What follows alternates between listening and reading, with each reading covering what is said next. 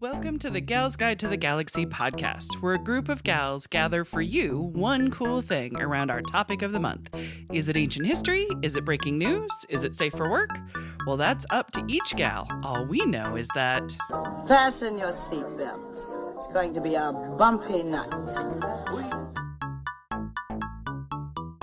It is the start of season 5 of the Gals Guide podcast. Woohoo! Our wish for 2023 for our listeners is to find inspiration in all aspects of your life. And that is why we are kicking off these first episodes with Inspirational Gals. So I have asked Katie and Bonnie to think about the gals that were an inspiration to them for whatever reason, and then share them with all the rest of us. So if you are new to this podcast, or if you are still hungover from New Year's, let me introduce my own inspirational gal pals. So first up, she is the library manager of Gals Guide. It is Bonnie Fellenworth, ladies and gentlemen. Woo! So Bonnie, tell the good people all about yourself as if you have never told them before, right? Well, currently, I have like caramel in my mouth. Oh, you do? Oh, classy. Yes. Yeah. My name's Bonnie. I'm the library manager at Gals Guide. I am also a visual artist. I do paintings of women throughout history. And I'm almost done getting my Master's of Library and Information Science degree. She's the unicorn. Yeah, almost. So close. Almost. And I'm getting married. Yes, you are. I don't have enough to do. Right? I love it. It's going to be an amazing year. So much stuff. You get to add another for your wedding. name to your name. Oh, you're going to hyphenate? I think I'm going to add onto my middle name. That's Okay. even a thing. I haven't researched. So I think it's going to be Bonnie Catherine Just Fillenworth. Oh like my that. goodness You gracious. become the ladies with four all the names. Yes, exactly. She's right. going to be a subject of the podcast. I know, right? This What is going to happens be when great. you go over 3 names? I think so. I think that's when the podcast world just comes like, I got to research you and cover you on a drunken podcast. That is How it works. fantastic. So next up is our book club director. It's Katie Young, everybody. Yay! So introduce yourself, Katie, to the peeps who have never heard your beautiful voice before. You lucky people. So, I'm Katie Young. Yes, which you are. Just heard. Yes. I'm also the president currently of the Gals Guide board. Yes, you are. I Yes. love El doing... Presidente. Oh, shoot. We have a board meeting coming up this month. We But, do. Okay. Yes, exactly. Yes. I mean, important things, but it's okay. I love baking, problem solving. I don't think I've ever said that about myself Oh, before. yes. But, you start to reflect with the new year. And I Yeah. was thinking about the outlets my creativity takes. So I'm super excited that we're working on the Galentine's Day Yes. brunch waffle bar. Uh-huh. Because I think, that's both the cooking, baking, and creatively problem solving. Yes. It's not that we're going to have problems. It's it's going to the be a lot of planning, the people strategic. eating waffles at the same time, and so it is a work. Yeah, exactly. A little I'm problem to looking solve. forward to that. Woohoo! Oh, I love it. Fantastic. As for me, I am Dr. Leah Leach. I'm the executive director of Gals Guide, and I adore that my job is to be in a library filled with so many inspirational women. What's even better is that I get to share them with all people for free. I just love the idea of, hey, it's a book. You get to borrow it. You know what I mean? It's absolutely free. It's fantastic. Get this. Also, Gals Guide won a little award while we were on break. Yeah. We were awarded from the Chamber of Commerce of Noblesville Organization of the Year. Right? Can you amazing.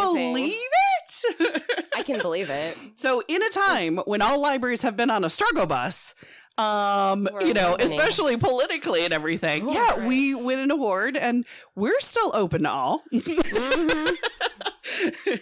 A lot of our neighboring libraries are having some problems. But you're fighting the good fight for them. I'm very We're much there trying. to support them. Exactly, because libraries are awesome and they should continue to be awesome. Absolutely. So Continue this to be welcoming to all. Yes, exactly. So, but yes. So let me tell you the awesome stuff that is coming up this week on the Gals Guide calendar. And I'm going to tell you for the next 2 weeks because we are going to take MLK Day off to celebrate Coretta. So for the week of January 9th through the 15th, Galentine's Day, you heard Katie talk about it. The tickets are now on sale and they will sell out. We are getting kind of close already at the time of recording this podcast.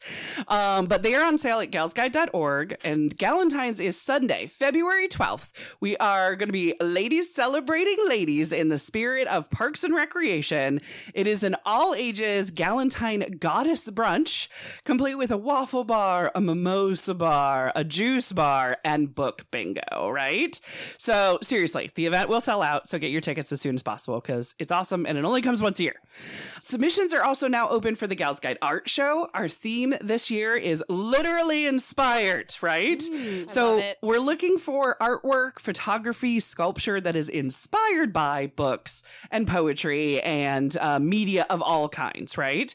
Also, if it's inspired by flowers, maybe you title it Flowers for Algernon. You see what I'm saying? So it's inspired by something, but its title is something literary.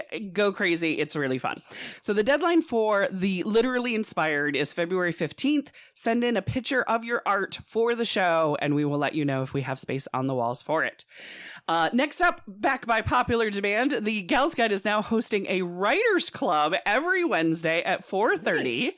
It is a wonderful time to come in and work on your writing and connect with other writers in the area. There's going to be more details coming, but Wednesdays we write at 4:30 in the library. And lastly, we have If Sidewalks Are Safe Walking Club. It's going to be meeting January 14th at 9 a.m. for a stroll around Noblesville. Keep an eye on our social media just in case the weather gets kind of crazy for weather-related cancellations. But really, we just want to make sure that the sidewalks are safe. So the following week, January 16th through the 22nd, looking, in the future times, it's almost like we're kind of a time traveler a little bit. We're going to air a flashback episode to honor Coretta Scott King on Monday, January 16th. Coretta's inspirational work is the reason why we even have Martin Luther King Jr. Day as a national holiday. So we're going to honor the movement, the man, and the woman who asked us to remember. Then on Wednesday, January 18th, the Writers Club is going to meet again at the library. On Thursday, January 19th, Film Club is back, and we're talking about A League of Their Own, right? Such a good movie. It's good. It's got so many inspirational gals in it, because it's got so many gals in it, right?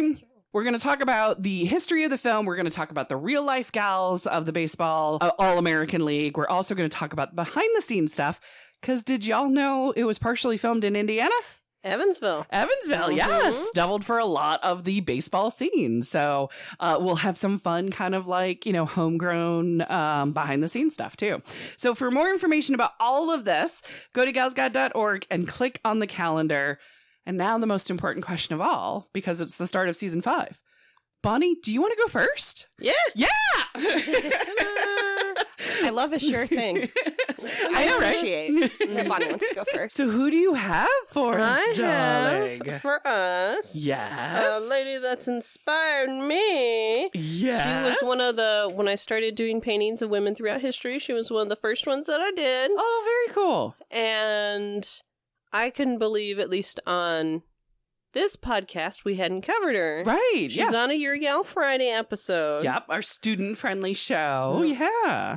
But I'm going to go super steampunk. Yes. And do Augusta Ada King, Countess of Lovelace Bryant. I can't say it. There you go. Byron. There you go. There yes. Well, you got all the names in there. You got a countess the name and in the there. title squishing it, but most people call her Ada Lovelace. Yes. I love her. She's fantastic. She's even got her own day, which I'm sure you're going to talk about at some point. Yes, exactly. Sorry. Yes. I will try not to spoil. I just want to just whet the appetite of the people of there's even a day named after her. That's how awesome she is.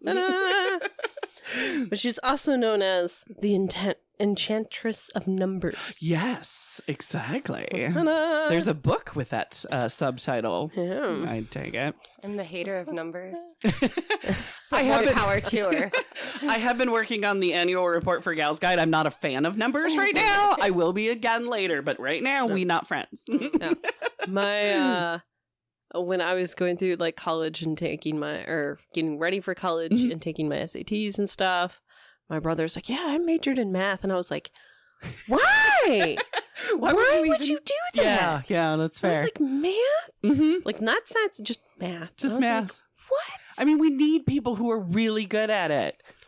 But it's True. just not going to be me. Math's important. Yes. Won't deny that. Like, Right. I'll do it, but not for fun. Right, exactly. Like- Not even really for a paycheck. Like, this is... Like, okie dokie. But Ada was actually, I think she saw them differently. So, Yeah, she had a different mind of looking at numbers. and that's what you need. But her mother Mhm. was Anne Isabella, and they called her Annabella Okay. Milbank. Gotcha. And she was given an education and was dubbed the Princess of Parallelograms Oh. by her, what would be her future husband. Gotcha. Everyone's, he's probably definitely in the top 10 douche canoes. Oh, okay. Mhm. Lord Byron. Oh, yeah, that's right. Yeah. Lord Byron is a major douche canoe. Yeah. Yeah. Yeah, this is true. The poet. Yeah. Apparently his first name's like George. or Oh, of something. course it And I was is. like, oh, no wonder why you're going by Lord Byron. Right, exactly. It's just poets by George. Mhm. Poetry by George doesn't sound like it's going to be as good. Sexy. Yeah. Good time, George poetry. Mhm. Yeah. But they were all both in the upper class society. And they ended up marrying in 1815. I think he courted her once. She said no. Oh. And then he like came back around and she was like, Exhausted okay. through other women. Yeah.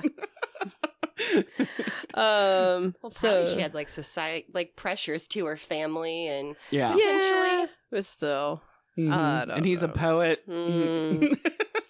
I mean, there's that. Mm-hmm. Yeah. Mm. But Byron ended up leaving when she was 5 weeks old. I don't Gotcha. even know if the marriage was like even a year. It was like about a year. I Gotcha. think it was just Ada and her mama. Mm-hmm. And I think one of the stipulations of the separation was that Ada was not to leave the country. Oh. Was what I Okay. heard. Because he wasn't going to be in the country, Well, so I think therefore he was going to be left, everywhere. Yeah. So like debt collectors wouldn't follow him. Uh-huh. Right. So Interesting. It wasn't Ada his only legitimate child? only legitimate. They're 'Cause he pretty had sure lots. another. There is at least one more. They're pretty darn sure Gotcha. it's his, but she's the only legitimate one. Right. I'm And surprised who there's only one knows more. How many Mm-hmm. other ones? Uh-huh. It's nuts. Right. Boy got around, I think is what we're trying to say.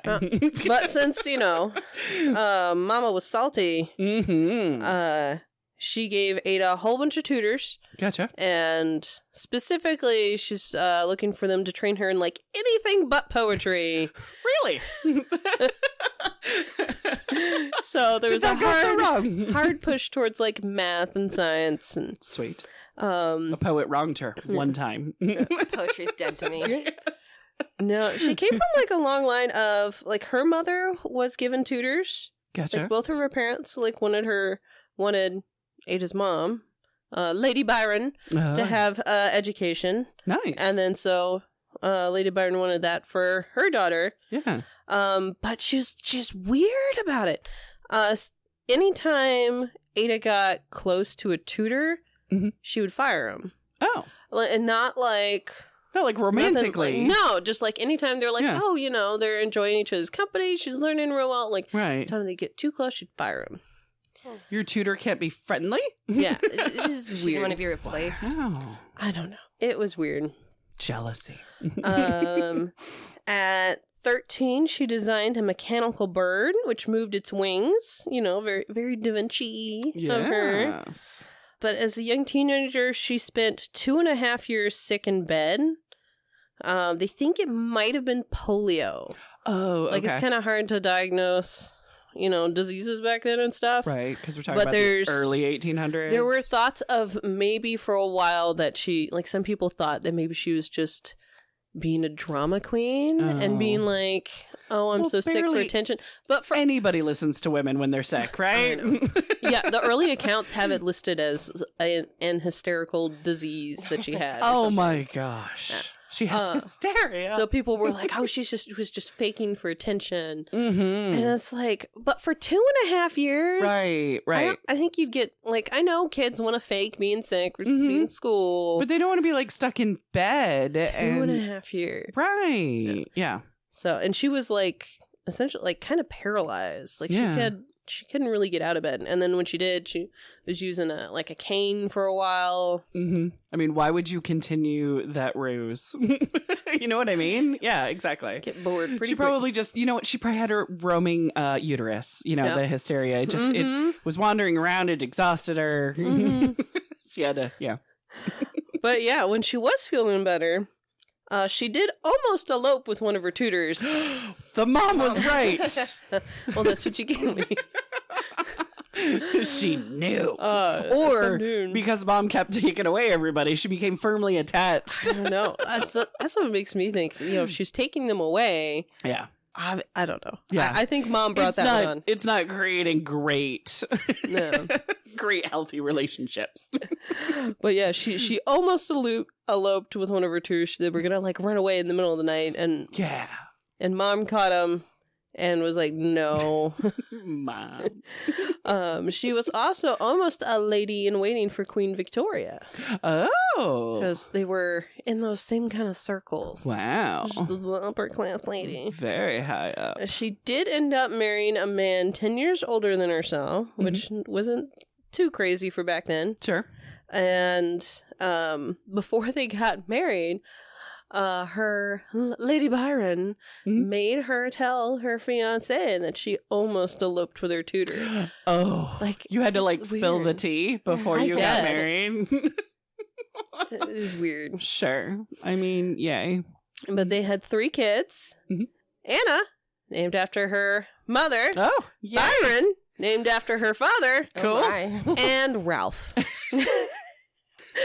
Ralph. I'll bet you Ralph was probably the most normalized child. I tried to look. It's not her husband's father's name. Okay, it has no I don't know other... where Ralph came from. Right. But it's just like a dartboard. And Ralph. What is it? The Pac-Man characters? Inky, Blinky, and Pinky and Clyde. It's that sort of thing where it's like, oh, rhymey, Clyde. Yep. But at a fancy dance party, she met Charles Babbage, who displayed his invention called the difference engine, which was only partially built, and it basically broke math down into addition. It was like a large adding machine that could go back 31 decimal places. Well, when it would be fully built. Yes. Yeah, the just had, potential like, of a 1/7 of it built or something. A beautiful giant calculator. But Ada and Charles Babbage, like, they got along real well. They were very like-minded. He didn't seem to really have an issue with her being a lady. Right. But yeah, like they wrote a lot, they hung out a lot. I think for a bit, I think she met him before they were married. And it was kind of like a thing of like, hey, like, I don't know if he threw his hat in the ring or not. Because I think he was either divorced or widowed at that point.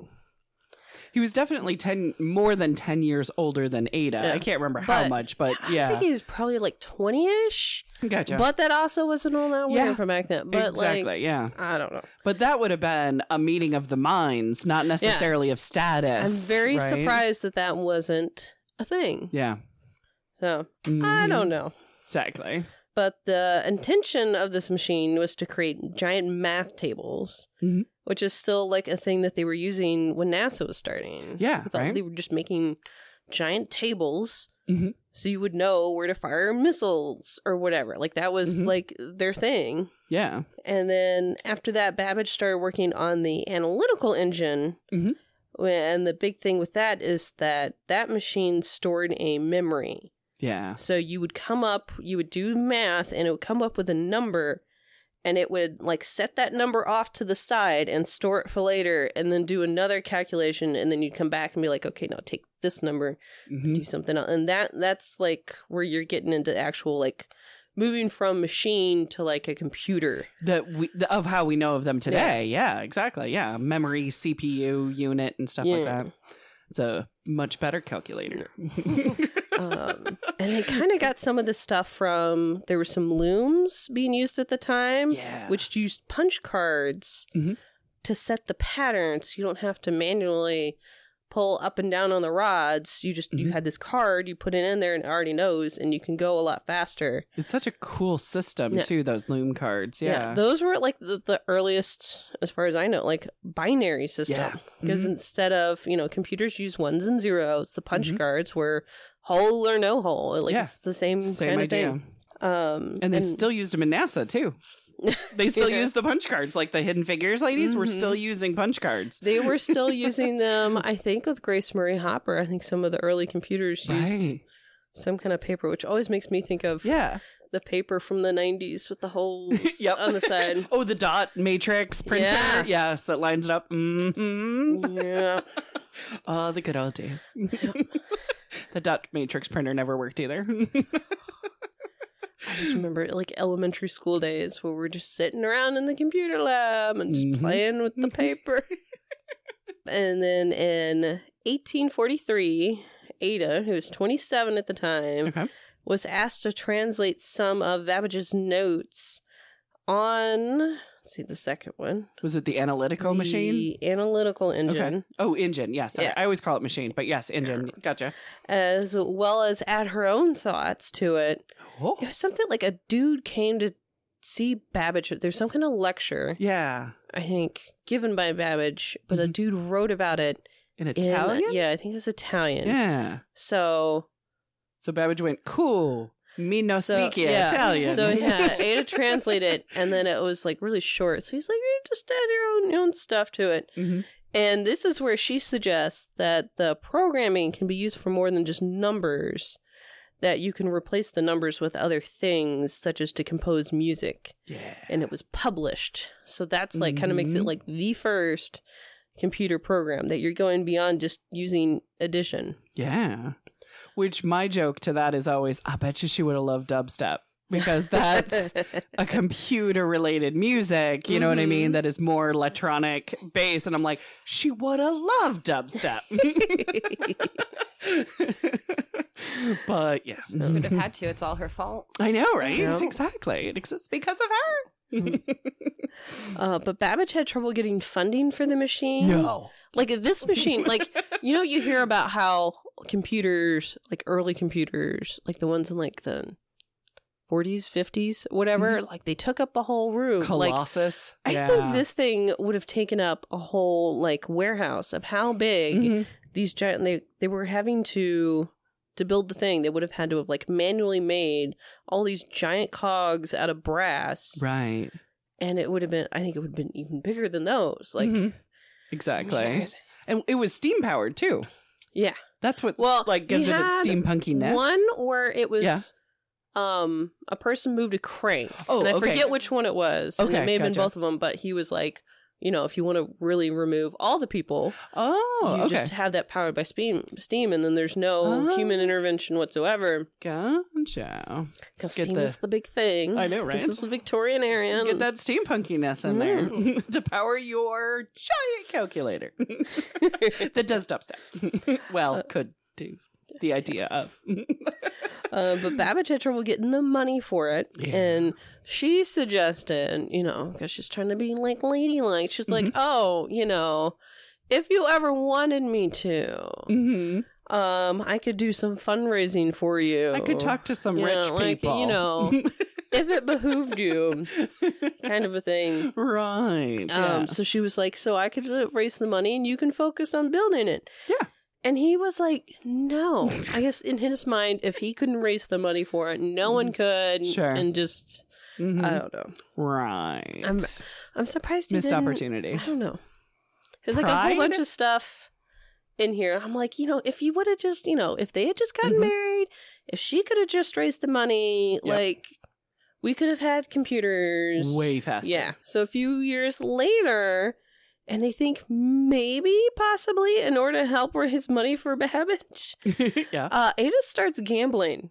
Really? She was using the math, so we don't know if she was like trying to like. Was she remanding this situation? She was trying to like Card counting. Yeah, she was trying to like do the math for betting on horses. Yes. And Playing the odds. Yeah. And she ended up owing a lot of money. Damn it, it didn't work. Oh. Wait, she should be good. Like, she had like a little group of dudes that would go with her. Right. And like bet with her and stuff. She had like a little entourage. like a little gang there. It was hilarious. Oh my goodness. But she ended up owing a lot of money. Oh no. Which is funny because she's not a poor lady. Right, yeah, exactly. She comes from money. She knows people with money. She can get money. But the gambling. And at some point, she wrote a letter. I got a quote. It's that brain of mine is something more than mortal, as time will show. The devil's in it if I've not sucked out some of the lifeblood of the mysteries of this universe. No one knows what almost awful energy lies yet undeveloped in that wirely little system of mine. I say awful because you can imagine what it might be under different circumstances. Oh. She was like, you know, hey, I'm really smart. Like, you guys are lucky. Yeah. That I'm not like a crazy person. Like my dad. I don't know if he's necessarily crazy, but he's definitely an interesting character. And in 1852, she became ill with what we're assuming is like ovarian cancer. Gotcha. And she was 36. Gotcha. When she died, and she requested to be buried next to her father. That's what's weird. Yeah, it's weird. She left when she was 5 weeks old. Yeah, it's weird. I think Did they ever actually meet? I can't remember. They never met. Okay, all right, yeah. So this longing, even in death, it's like, oh, you made your own life. Don't spend it in eternity next to the douche. He would write letters to Lady Byron. Right, yes. I don't know how many got to Ada or not. Okay, yeah. I think at one point he sent her a lock of hair, and I think she did give that to her, and Mom was like, here, like, I don't know what you want to do. She was like, yeah, do whatever you want with this. Yay. Did she trade it off for gambling money? I know, right? At that point, you know, she had her own children. Yeah. And before she died, at some point, she told her daughter, oh, you'll never live past 40. Oh my gosh. Which was crazy. Yeah. I don't know if it's just because she spent so much time being sick. Right. And then Byron died at 36 and Ada died at 36. Right. So her daughter, when she hit 40, she was like, felt that she was going for it. Right. Like, it is nuts. That's like a terrible death sentence to put on somebody. Crazy. Aww. But her daughter ended up she married some other little rich dude. They went over to like the Middle East and grabbed a bunch of horses, and they were like fancy horse breeders. Ooh. They grabbed like the Arabian horses. Yeah, Arabian and stuff? horses. Yeah. They like interbred them with English horses. Ooh. And I think a large portion of the fancy horses now. Yeah. Of like racing horses or show horses things. They can trace their lineage back to the Lovelaces? Like a lot of them. That's interesting because Ada was betting on horses. Yeah, I know. It's funny. I was putting that one back together again. Yep. Okay. So the horses that you can bet on, a lot of them have a Lovelace lineage that also Ada would have bet on had she been old enough. Got it. Interesting. There is a programming language named after her, and it's mostly used for air traffic and banking. Yeah. Ada Lovelace Day is the second Tuesday in November every year, and it's meant to encourage women and young girls to get into like computing and science. Yes, absolutely. And one of my favorite things is Sydney Padua. Okay. Padua. It's Gotcha. Padua. It's The Thrilling Adventures of Lovelace and Babbage, and it's a graphic novel, and it is so freaking adorable. Did you say the second Tuesday or the second Friday in November? The second Tuesday. Second Tuesday is the 14th this year. But we do either it's on our wish list or we did get in the graphic novel of the two of them, which is like flippin' flangin' adorable. And I will look it up too. It's so freaking cute. Exactly. And she actually made a little appearance. I was watching a BBC documentary called Calculating Ada. It's available on YouTube. Ah. But they talked to Sydney. I was like, oh my God! Oh, did they? Oh. Like they were like interviewing. I think they were on a train for some reason. They met her on a train and she was just doing a little doodle while they talked and they showed it to her. I was like, oh. Adorable. All right, the book is on our wish list. We don't have it in yet. Nice. We'll get it. There's a movie I haven't seen yet. I've been wanting to see. Back when I was getting into Ada, it was available. I could get it on Netflix in the mail. Oh, wow. Way back. Yeah. But it's called Conceiving Ada, and I think it's got Tilda Swinton in it. Oh, okay. And I think it's something where I think there's something weird going on where she's like goes back in time or something. So it became a creative nonfiction or a creative fiction, historical fiction piece, maybe. It seems like some kind of weird sci-fi fantasy thing. I don't know. Interesting. But she also appears in PBS's Victoria with Babbage. Oh, nice. They're showing up when after Victoria's married Albert. Yeah. And he's wanting to like just do something. Right. Because he's just hanging around all day and he's starting to get into science. Prince Albert's in the can. Yep. That's what he invented, the can. Yep, absolutely. Yeah. But he's just wanting to like do something. So he's trying to like get all this science stuff going. And they're like, they're in the, and she's talking to her and like in the show, yes, Victoria's getting a little like jealous of it. It's just like, you're into this like sciencey lady. Like, I want to be like, dude, you the queen. Exactly. Don't worry. No, she makes a little appearance on there with Babbage though. Oh, that's and cute. I like shit my pants when I saw it because it's a really good show. And I was like, I totally get this reference. Yes, because I think there was a Doctor Who episode. I got really excited. I was like, is that gonna be Ada Lovelace? Right. And it wasn't. Yeah. It was someone else super awesome, though. I think I remember also screaming at the same time, like, thinking it's going to be an Ada shout-out sort of thing. That's Miss Ada Lovelace. That's Ada Lovelace. I love her. I think she's amazing. I love her brains, and that she had that royal ladiness for people to kind of take her brain seriously. Oh, see. Did you have any questions, Katie? No. Thanks for sharing, Bonnie. Dun. I love it. We'll have to do. I love Bonnie's Ada Lovelace art.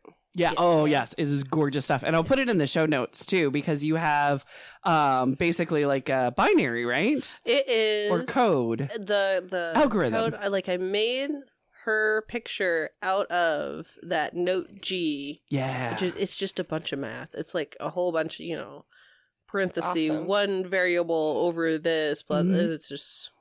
But it still makes up Ada, and it's really, really cool. So on a wide variety of levels. So I'll put that in the show notes so you can see Bonnie's amazing Ada piece. And do you want me to wrap it up? Sure. Oh my goodness, the first episode of season 5. Well, that wraps it up for us this week. Join us next week for another Cool Woman of History as the Gals Guide podcast continues. Thanks for listening. For show notes, links, and images from this week's show, visit galsguide.org. Want exclusive stuff like deleted bits and major bloopers? Become a Gals Guide patron today. Thanks for listening.